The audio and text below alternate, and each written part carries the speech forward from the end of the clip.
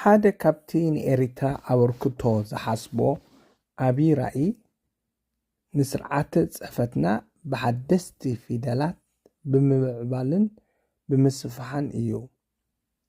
300,000 ወይ ካብኡ ንላዕሊ ፊደላት እንተተደልዩ እውን ነቶም ብውህልል ምልክታት መግለፂ ዝርከቡ ሓደስቲ ናይ ሒሳብ ኣቃርፃ ሓሳባት ብግቡእ ንምውካል ዝዓለመ እዩ። ራእየይ ድማ ኣብ ብዙሕ ስፍሓት ሞልታይ ዳይሜንሽናል ዘለዎ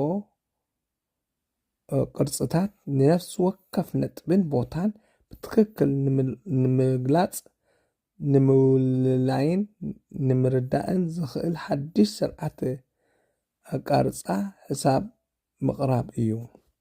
እዚ ኣገባብ እዚ ኣብ ዝለዓለ ደረጃ ዩኒቨርሲታት መራሕቲ ትምህርትን እውን ብዝርዝር ዘይመሃር እዩ። መብዛሕትኡ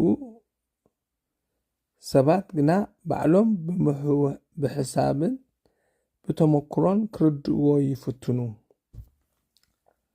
ኣነ ግና ርትዓዊ ሕሳብ ቁፅሪ ተለዋዋጢ variables ንብሎ ማለት እዩ ከምኡ እውን ንቅርፂ ኣተሓሳስባ ስለ ዝተመስረተ ካብ 4ይ ክፍሊ ጀሚሩ ብቐሊሉ ክመሃር ከም ዝኽእል ይኣምን።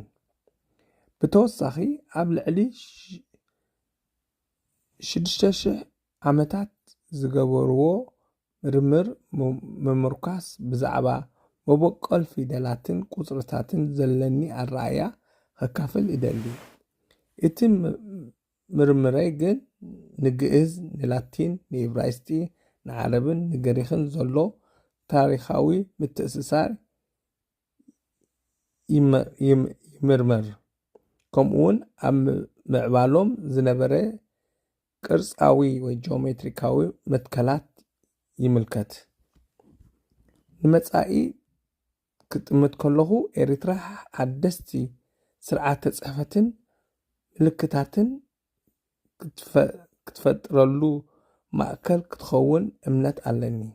ኣብ ኣፍሪቃ ዘለዋ ሃገራት ንቋንቋታትን ንባህለን ወይ ንስነፍልጠታዊ ድሌታትን ዝምጥን ፍሉይ ስርዓተ ፊደል እንተደለያ ኤሪትራውያን ብፍልጠትን ፈጠራን ነቲ ስራሕ ክመርሑን ክድግፉን ከም ዝኽእሉ ጽኑዕ እምነት ኣለኒ። እዚ ራእይ ንኤሪትራ ኣብ ዓለም ናይ ትምህርትን ስነፍልጠትን ፈጠራን ፍሉይ ቦታ ከም ዝትሕዝ ዝዓለመ እዩ።